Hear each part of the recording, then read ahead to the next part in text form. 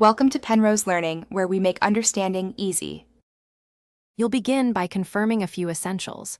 Connect to Wi-Fi and keep the battery above 20%. Sign into your Samsung account so settings sync and install any pending system or app updates. Once done, choose which voice assistant to use. Bixby is native. Google Assistant integrates broadly. Now open Settings, tap Apps, and locate the Assistant app. Grant it required permissions when prompted, because without microphone and device, admin access the assistant can't respond or control functions. Next, you'll configure permissions and the wake mechanism. This is the complex middle step.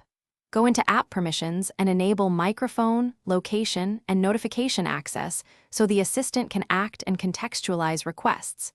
Then set the wake word and test sensitivity.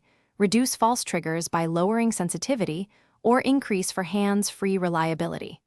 Link third-party services like SmartThings, Calendar, and music apps so the assistant can control devices and play media.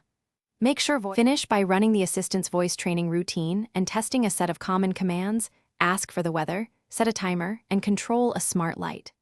Once responses are reliable, set default apps for media and navigation so actions open preferred services.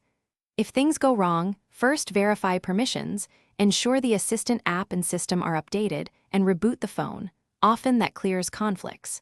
If problems persist, remove and re-add the assistant app or reset voice model and repeat training.